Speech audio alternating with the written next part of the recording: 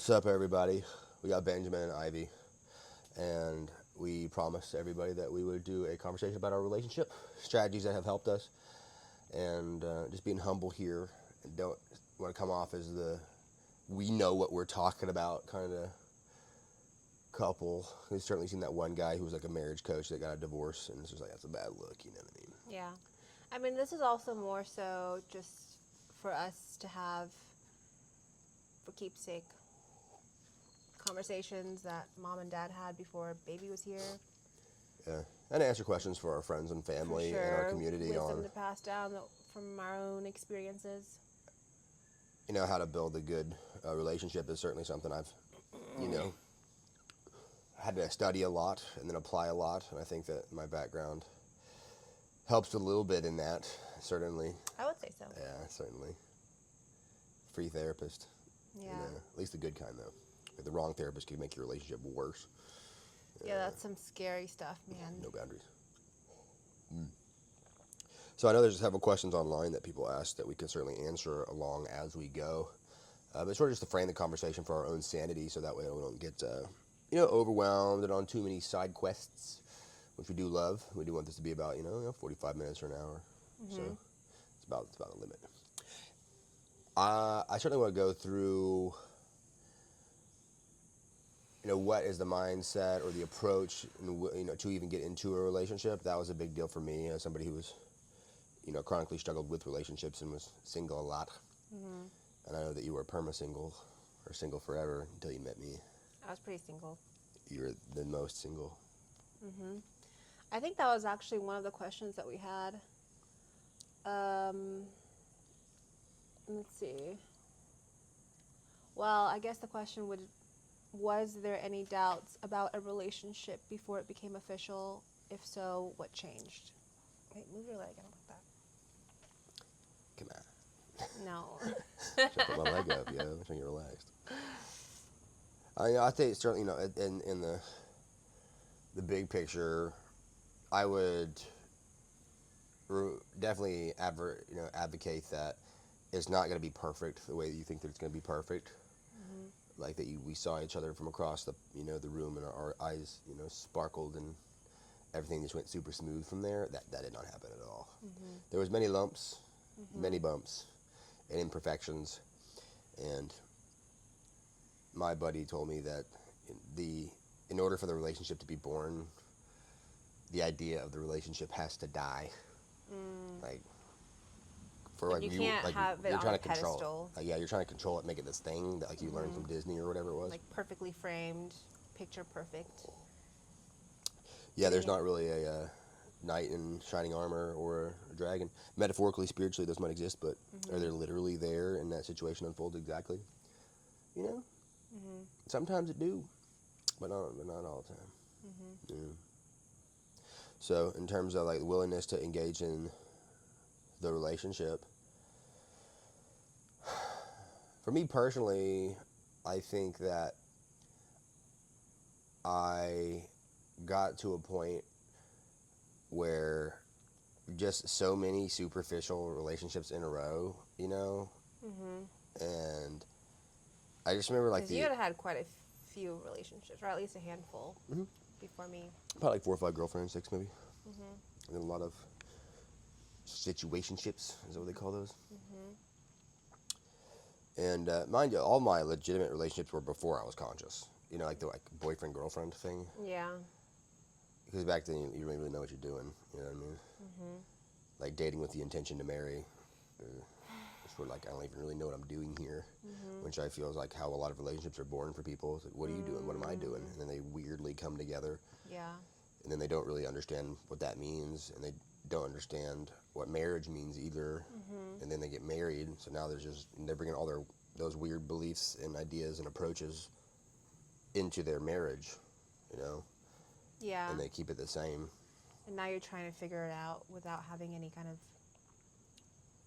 either one. Like it's like the blind leading the blind.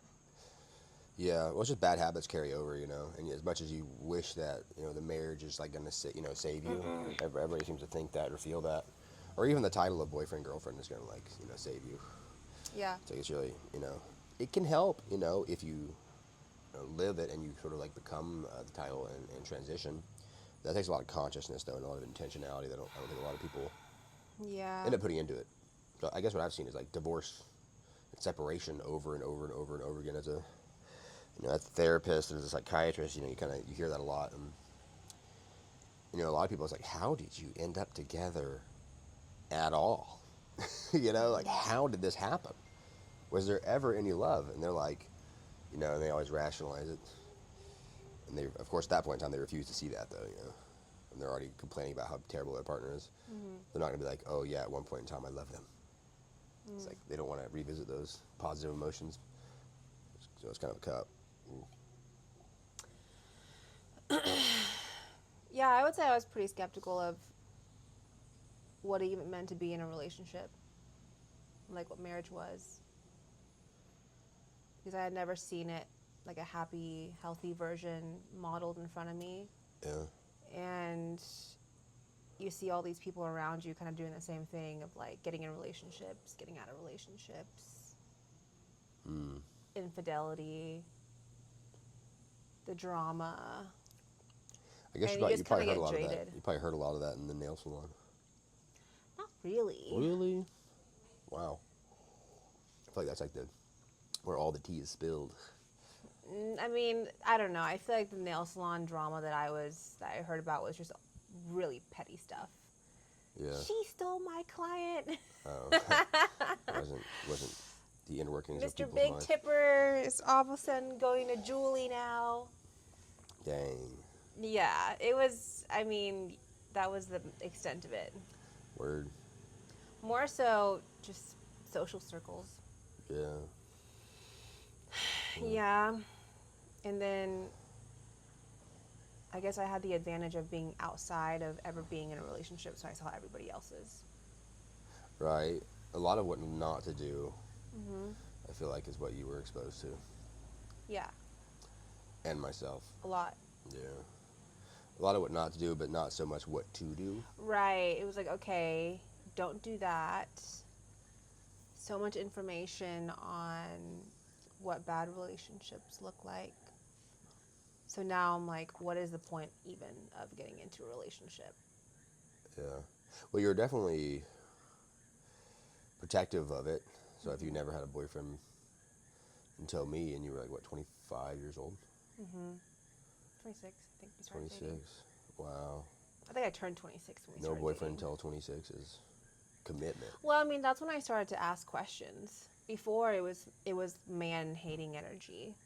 Really? Yeah. I think a lot of girls feel that way. Like, all men are the same. Damn. They all suck. Yeah, I feel like that's definitely out there in the social sphere. Definitely, Yeah. definitely in the salons. And then, I mean, that just came from my own past, and then I realized that, okay, well, I actually do want a family at some point, and I want to be loved, Right. and I want to love someone. So I've got to start asking different questions and having different thoughts versus just repeating the same ones that I've been having my entire life until now. Mm-hmm. The odds of a successful relationship do appear to be low, but not zero. Like asking myself, okay, I don't know what it's like to be with a good man, but what would that even look like? Is it possible? It just honestly seems so far away in my mind at the time. You know, you're writing stuff down about what you want for your future, and you're like, is this, like, you know in your mind that there are people out there living this life. Even though you're not in close proximity to it yet. Yeah, it wasn't modeled to you. No, so you didn't but see it real. I wanted it. Yeah. Yeah, I can't say that I ever saw like a truly healthy, functional, like intact, relationship. I don't think I saw that, but it was something that I always wanted for sure. Yeah. Because like I wasn't going to accept a lower standard for my life. Yeah, no, me Like, neither. what I had seen was like my mom and dad, they came together to have eight kids and went through all kinds of absolute hellacious, craziness and destruction and all kinds of stuff. but they stayed together and they chose love. Mm-hmm. So that to me was, above all else, at least I had that standard in my mind of, once we commit to this, I'm not going a different direction. Yeah. I've seen people get divorced and like thinking that it's going to get better or something like that, and the grass is greener. And sometimes it does. I'm not going to say that doesn't happen. Okay. But yeah, that's just not the story that I'm trying to write. If I make a decision or if I make an agreement and a proclamation, I want to follow that to the absolute end, which was something or a way of living I was not used to pre-relationship, and certainly not pre-marriage. Like that was like the scariest thing of all time to me was commitment. And I would say that was probably the number one benefit of of this relationship is it I distinctly remember when I was thinking about proposing, and I was like, why am I struggling so much with making this long-term commitment? And then I was like, what, 29 or something, like 29 or 30, maybe 31. And I was like, it just clicked. I was like, oh, because you're the kind of guy who doesn't make long-term commitments, right? Like your whole life have been flaky to some capacity, right? That final little, ownership over your life, you've always skirted that, and put power into other, oh, what if this, what if that, or so on and so forth. The only thing I really committed to was medicine, and even then I always had one foot in, one foot in the boat and one foot out. Yeah. So, in that, you become the thing that you want. Like, you're not it. You're not the ideal person for a relationship. You were not the ideal wife at the time. I was not the ideal husband at the time. Or boyfriend or girlfriend. But whenever you set your eyes to, okay, I'm aiming at that though, right? And then the principles of what that person looks like start to come online, and I can start to enact them. And like being petty, you catch yourself being petty a couple times, and I'm just like, dude, do I want to put up with this for like 50, 60 more years? And what if it gets worse? So those kind of thoughts definitely changed the trajectory of my life, and you're only going to see those kind of thoughts or the inner workings of your own self in a relationship. Yeah. It's like what did you say, we learn the most in relationships? So that's the only place that those triggers are going to be externalized, to where you can see them and fix them and work on them Yeah. in a loving and enjoyable way. Sometimes there's definitely some wrath and frustration involved though. Yes. What did I say there?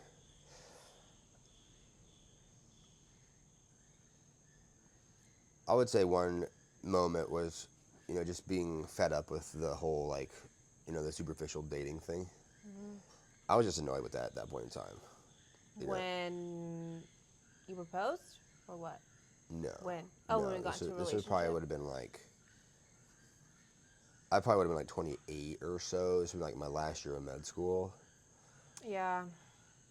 Because, like, I don't know, just to be a serial dater and like do it a bunch, and then Never grow all out of these it. just you're in that sphere where everybody's talking to everybody, and there's no And you see truth, people there's who no never truth grow or out of it. there's no truth or trust, right? And they're always it's There's just like 40, 50-year-old guys, girls out there still doing it. still doing it.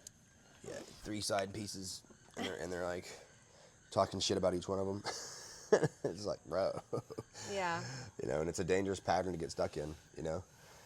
It's kind of like, because you want to have your cake and eat it too, but at the same time you always feel hollow. Is probably the word I use to describe that I felt, because I think a lot of guys, you think that like having that is going to make you feel fulfilled.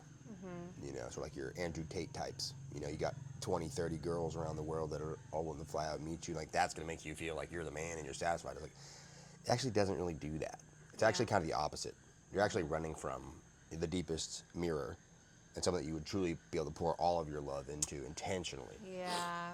And you're choosing a flaky existence and superficial relationships with each one of these, women or men, instead of having one true one where you can see, best, worst, all of it in someone else's eyes. It's the first mirror that primates ever had was each other's eyes. So when you see yourself in the reflection of your partner's eyes, like that's part of like coming to consciousness, coming awake, because you see yourself in them. And if you're always not willing to look directly into someone's eyes, then you're not seeing you. And it is uncomfortable to look at someone else directly in their eyes, consistently, regularly, especially when you're at your worst. It's easy to do when you're confident. You're like, yeah, I'm the man. But like when you're at your absolute lowest, and now you have to do it. It's a different feeling, you know. And you can feel their eyes on you. And if they're, judging you, or, it's because you're super vulnerable. If you're gonna truly love and putting it all out there for somebody, you're also expressing to them that, hey, you have the full right and power and capacity to absolutely hurt me. Yeah. My heart's on my sleeve. And It's a lot. Yeah. And like I said beforehand, I was just like kind of not willing to put that all the way out there. Same. Yeah. Yeah, it's definitely a scary thing whenever, because I didn't have any siblings, never had pets, just me and my mom, and I couldn't really even imagine what it would be like to have someone else that I was not related to just be there all the time and witness me in my worst moments. And really, it's not that bad. It's actually great. It's the best thing ever. Yeah, it's great. You think that they're going to be there and they're going to like pick on you or something like that, or bully on you, which does happen to some people. A lot of men complain that they can't be open to women because as soon as the women get that data or information, they turn on them, and that's unfortunate. But you can't just blame all women for that. That's just like a character defect. Well, I've seen Shaquille O'Neal talk about that. Because girls would do that to other girls. Yeah. Not just their partners or husbands. Yeah. Yeah, it's just you see some people who they get hurt at a very deep level and they just keep carrying it over and then you're generalizing that feeling to all peoples. That's just really dumb to do. It's just really dumb to do. And also, you kind of get what you put out. I think this is the necessity for male leadership. Is like guys like, oh, these women are incompetent and blah blah blah blah blah. I don't know, And it's like, we're all kind of that, and we all have deficiencies. Yeah.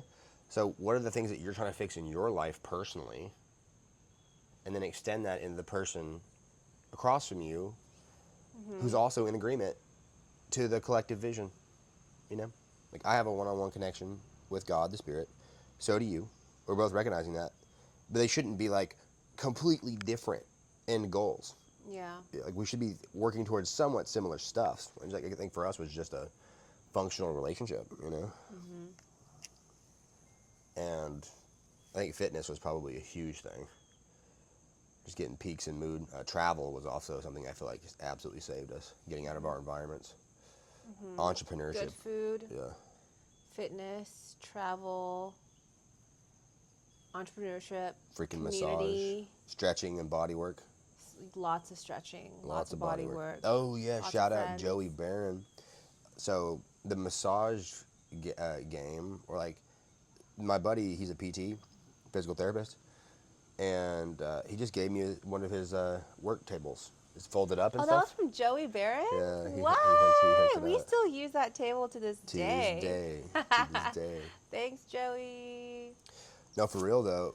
So like, if you have a massage table in your house, you're gonna use it. Yeah. And I remember at the beginning feeling so weird about asking somebody else for help because I was just not used to doing that at all. As a white guy, it's like I'm just gonna suffer. Like I was just so used to suffering, I didn't know there was another way of living. Yeah. Dude, was there a time that you remember asking me for help for the first time and being uncomfortable about it? Not in particular, no. Okay. I'm sure it happened numerous times. You just kind of got to grit and bear through it, and then whenever you see somebody, they're like, "Oh, of course, I'd love to help." And it's like, really?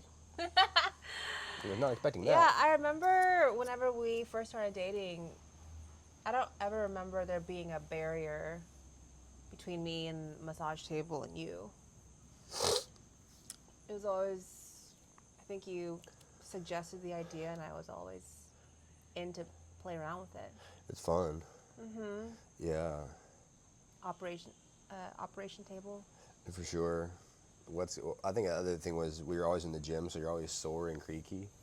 I definitely had some neck problems. Yeah, I from think all I think those years. honestly that was the best part about getting into a relationship at that time was I had someone else to finally dig their elbow and I could, actually ask and tell you what I needed. Yeah, Versus sometimes you go to someone you don't know client for feedback. work. Yeah, client feedback is the essential. Yeah.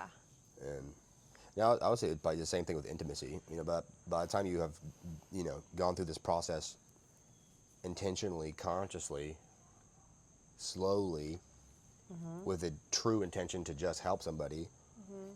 hundreds to thousands of times, you get better and better and better and better and better and better and better and better and better and better at that process. Mhm. And that'll be anything, whether it's us going through our schedules, our calendars, whether it's massage, whether it's cooking a meal together, Mhm. intimacy, or having fights or conversations like that. Yeah, that was a big one. Fights Mm-hmm.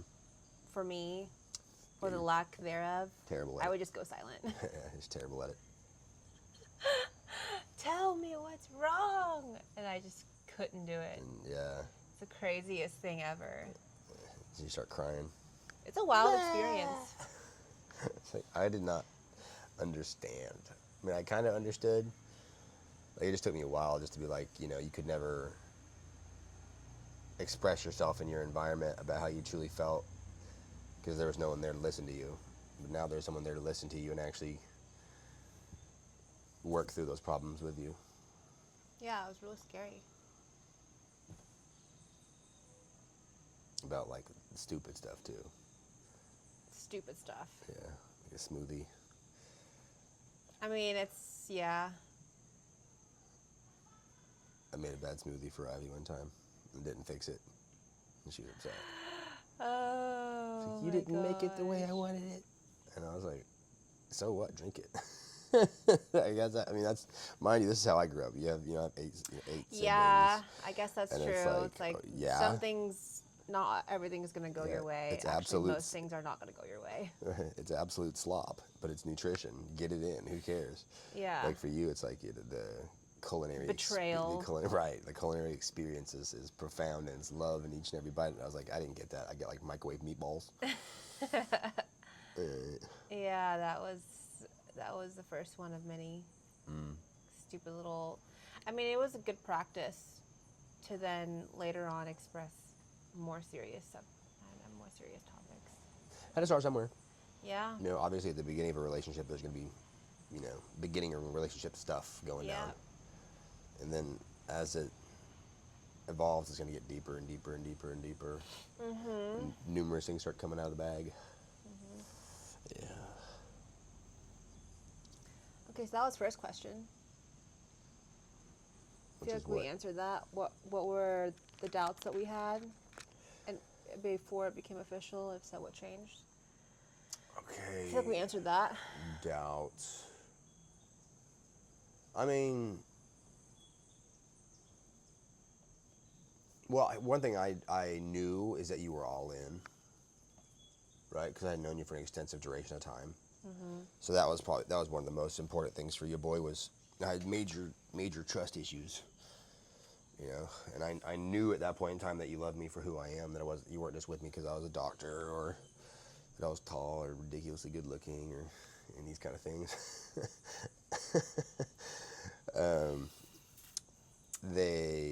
That was very important to me, that I knew that you loved me for my weirdness Mhm. and like my all of the reasons that I feel like other people, they tolerated that part of me for these seemingly good aspects. Oh, I see. Like, I definitely had a couple girlfriends who were like, "Shh, Benny, be quiet." I'm like, What? "No, I can't." And it's like I can't. they were trying to suppress me. And I didn't like that. Yeah. It's like, I wanted someone I could be wild with, and they'll love me to just allow me to be me, for the fullest version of me without having to hold back. And I never felt that way. And honestly, it's kind of uncomfortable, for someone to like truly just like love that part of you and want you to see you at your fullest, weirdest, the best. Like, wait a minute, what? And yeah. So just feeling it at that deeper level of support really erased a lot of that doubt, and I would say that's never really changed. Mhm. You know, I've never felt like you didn't do that for me. So, and I hope not. Certainly, one thing I've learned early in my career was that once like resentment enters the relationship and disgust, I'm like, what is this? You Yeah. know? Those are pretty heavy emotions.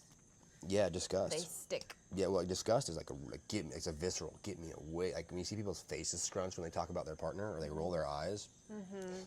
bruh, Yeah, eye it's rolling. not that you're neutral. It's like you're now a repulsive force in this person's mind. Yeah. That's not cool. So one thing I always did was like we gotta do cool shit regularly, Mhm. like aggressively and regularly, because Mhm. there's always production, and I seen people get lazy and fat in their relationships, and pathetic, and I'm like, dude, I'm not doing that. Mhm. Right? I'm not doing that. A wise man once told me, uh, Lincoln Dutcher, dude, it was one of my favorite dudes ever.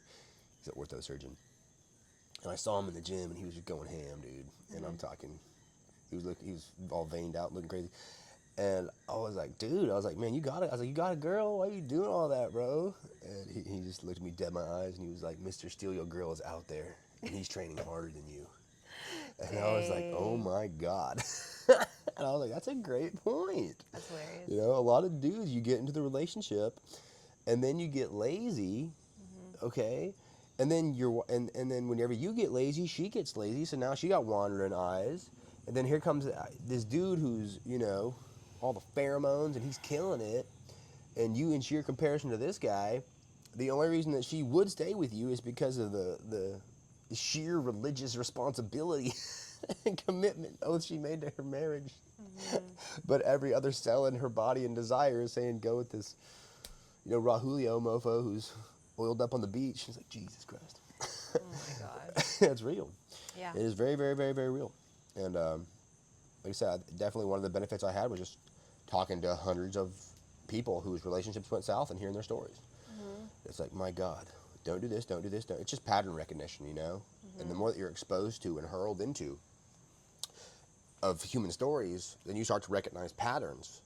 This is what happens when you do this. This is what happens when you don't do this. And by the time you do that hundreds of times, you try to get the general scope of, okay, what's it take for an uplifting relationship versus a downtrending one? And Mhm. then that is all great and wonderful. That's knowledge.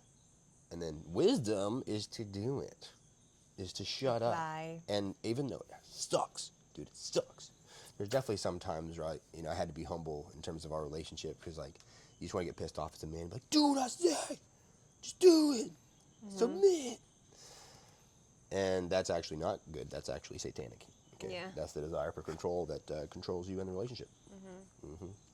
It's not authenticity and a true understanding of what's going on in your partner or your own self or mutual gain. So there's definitely a lot of times where I had to just be very, very, very humble and go knock on the door and be like, "How can I serve you? What needs to happen?" Yeah. And just watching your body just start vibrating. Convulsing. No one's ever asked me that. Never. Wah! And then it'll all just come pouring out of you in this one big burst of crying, Mhm. emotion, and energy, Wailing at the top of my just lungs. sobbing. And I was, in my mind, I was like, "What is happening, dog?" Then I was, you know, like I said, luckily I'm trained in these things. You know, it's like I can't Mhm. imagine not being a psychiatrist and trying to date a woman. Mhm. And that's a lot to ask for guys, you know, to go through, you know, 4 years of, you I mean, know, even college and medical then. school and stuff. Well, you just get an understanding for what happens with human beings with emotions. Like they're Oh. so powerful. They're Yeah. so powerful, and we tend to just like, you know, gaslight the women. You know, Mhm. and just be like, "Oh, suck it up, get it together." And I'm like, Mhm. dude, that's not what these are emotional creatures. Mhm. Like the reason that you love them is because they're emotional. Yeah. And now you want them to just like not do that. Like just be a man. Yeah. Don't be gay. Be a guy. I was like, that's kind of gay, bro. Right. Oh man, that's funny. Now, just the willingness to accept that and to see those explosive emotions and to sit with it. Again, there's one thing that I wasn't previously that I learned to do thanks to psychotherapy training was to sit in the uncomfortable emotions.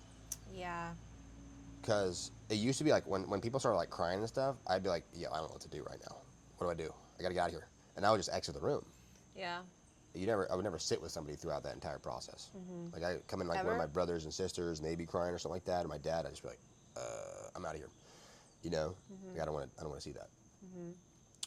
So you don't ever watch it unravel and then see the finished product of the healing after the emotional release, which is always this euphoric experience if you actually stand there and kind of hold space.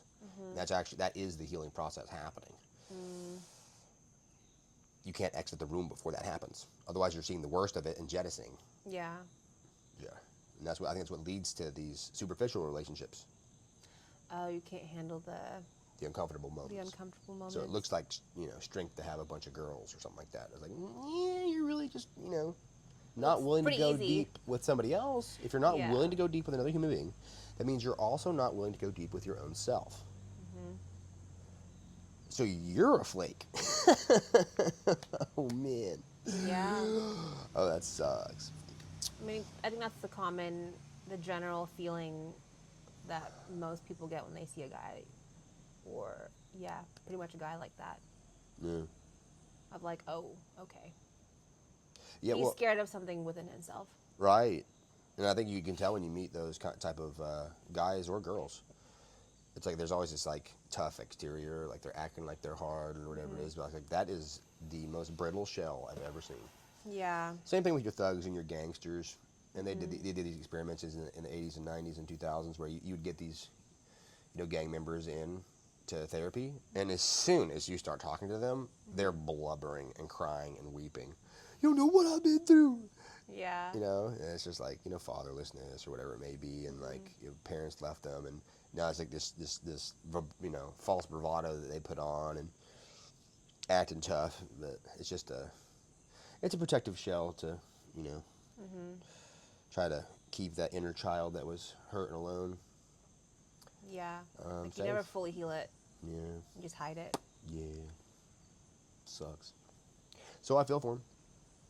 I was definitely like that at some point in time. For sure. Same. Oh my gosh.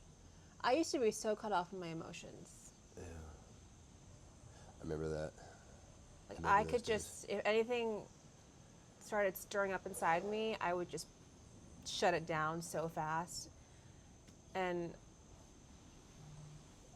I don't think I realized how good I was at it, but Tosh always reminds me of like, I could never tell whenever you were mad. That's true. That's true. And now I am the most expressive version of myself now. Thank God.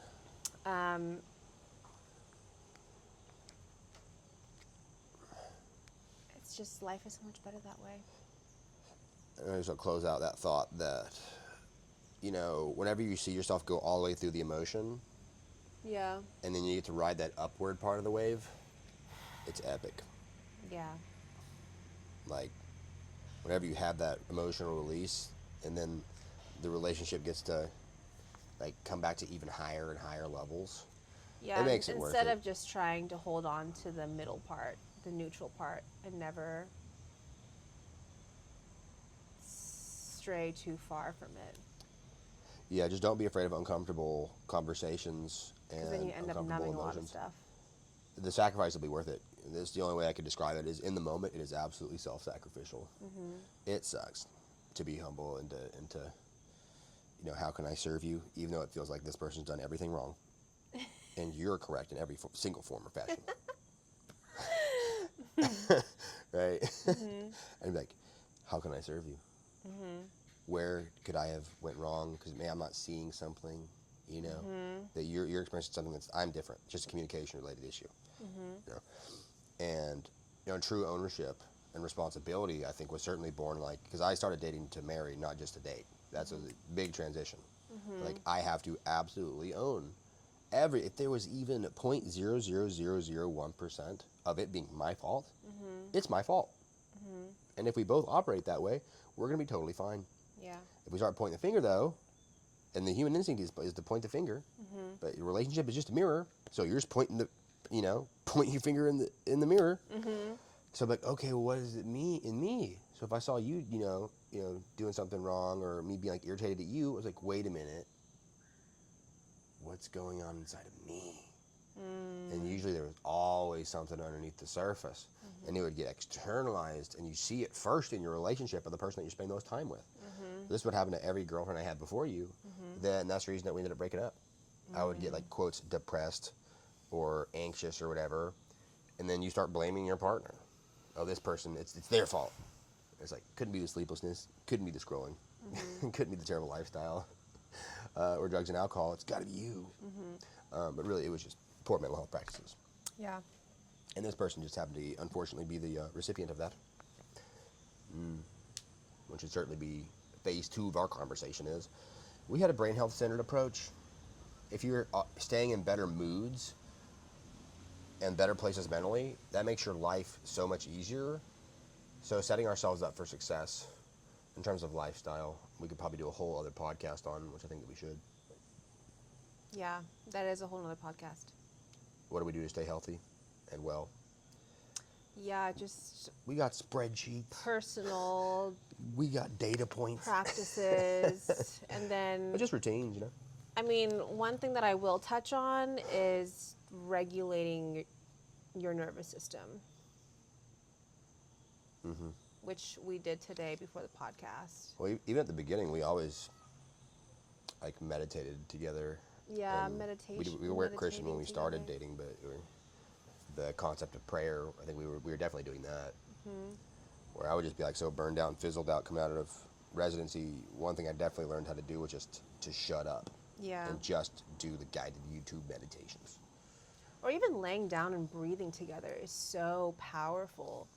And I just think, how many fights could that have saved And my relationships. parents or relationships around the world if they just lay down, took a couple deep breaths together, The pause. and just allowed everything to melt away?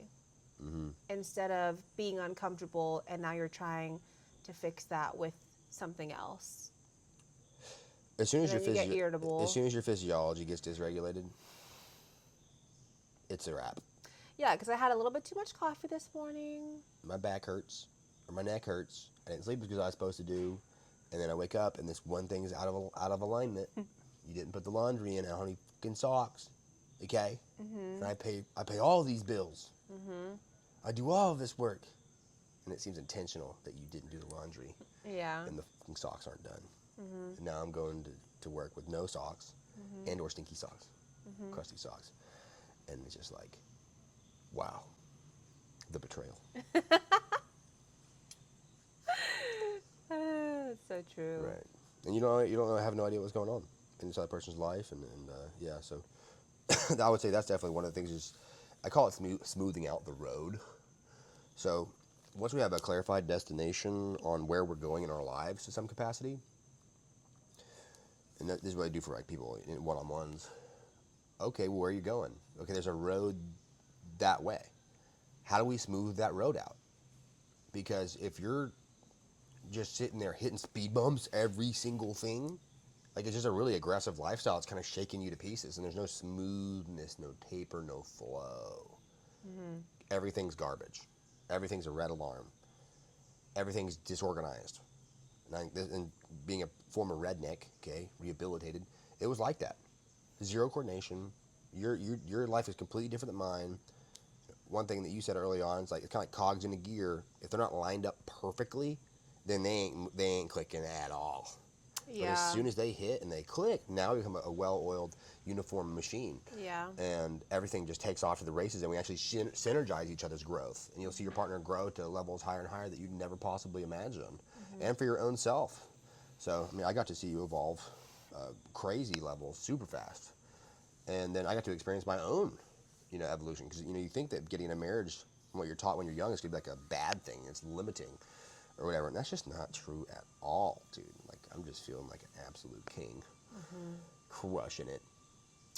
Confident. Stable. Grounded. And if I'm not doing that, you're going to let me know about it pretty quick. As you should. right? Because if we're kingdom building here, Mm-hmm. you know, I want to be corrected. You know, Mm-hmm. I think that's when the relationship with, you know, God or whatever you want to call it gets the best, is when you acknowledge, oh, wait a minute, I need to be corrected. Mm-hmm. I want new information. I Mm-hmm. want humility. I want good coaching. Yeah. I want to be put back on my path. I need to be shepherded. Mm-hmm. Because sometimes I just go unconscious monkey mode, wanting banana, Mm-hmm. and I'm angry if I don't have banana, right? And we all do that. Yeah. Everybody does Yeah, that. we do. And if I'm in that mode and you're in that mode, okay, and there's no bananas around, now we're going to war, Yeah. flinging poop, and doing all the kind of crazy things that mad monkeys do. Yeah. It's like Jerry Springer, he put on divorce court. I don't know if you ever watched that. But. Yeah. Another thing about marriage, I will also say, is being teachable or like coachable or taking constructive criticism well takes you a long way. Yeah. I feel like I have that skill down. At the beginning, though, What? You don't think I had it down at the beginning? you were definitely coachable, I've always been coachable. for sure. A willingness to learn from your partner is ideal. Yeah, I'd agree. from anybody, really. Yeah. As long as you respect them. Yes. Because if I don't respect you, I'm gonna be like, get out of here. Yeah. And then also to stay in a respectable category, Yeah. I think it requires consistent growth. So there's definitely one concept that early on that was a game changer for me. It's like, if we're always evolving, we're never the same people. Yeah. So the whole I get bored in my relationship, that only happens if you're staying the same. Mm-hmm. So don't do that, right? So as long as I'm learning, evolving, new techniques, new skills, new mindsets, new ways of living and being, new energy, whatever you call it, Mm-hmm. and you're doing the same thing, then we're always different individuals. Mm-hmm. So it's always the first time that we're ever actually meeting each other. Mm-hmm. Now, in the times of our life, I definitely track that, where it would get stale because we're doing the same things over and over and over and over again. Yeah. All right, it's time for a trip. We out. We're going to Miami. Time for a little Going to a exfoliation. we're going to a music festival. Right. Exfoliate some dead skin cells. That's exactly what it is. Mm-hmm. It's exactly like it's just the snake. You know, you gotta get its skin off, so it Yeah. goes and beats itself up against rocks and shit. You know, and it feels like that in your relationship. Mm-hmm. But that actually helps get that old skin off you, and you can be reborn. Yeah. It's beautiful. What was the next question? Also, how long have we been going? I wear this camera out. We're definitely gonna have to do a part 2. I think I'm just getting warm. I'm just now heating up. Oh. But that's exciting though. I would say we've been going for about 30 minutes now. No way. You Like think 40, longer than that? 40, 45. But I have a lot more I want to cover, certainly. In terms of marriage. We haven't even gotten to the baby part yet. Oh yeah. 43 minutes. It's still going though? Yeah, it's still going. Nice. Okay. Let me answer one more question. What you got?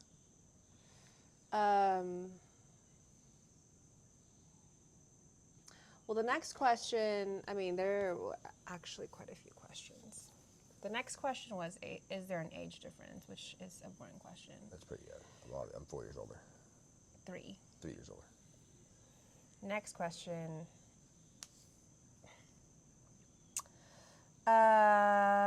Pregnancy cravings, no. We'll save the questions Oh. for later. We'll do the Q&A section next. Let's just For finish. later.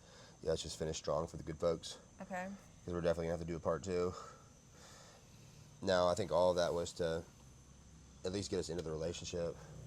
So we probably need to do another one about marriage and such. But I will close with that you, at least as a man, you have to be willing as love as much as Christ loved the people, which means like you have to be willing to be beat, spit upon, shit, covered in shit and piss, and stapled to a piece of wood.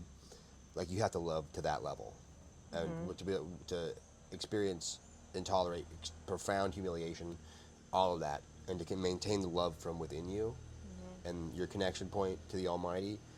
That's what sets up the foundation for the relationship, because this is so far beyond physical and emotional. Like it's purely a spiritual experience, and that has never changed. God's been the same, right, for thousands upon thousands of years. It's been the same process. So as long as we lock into that mode, that's what cinches everything down.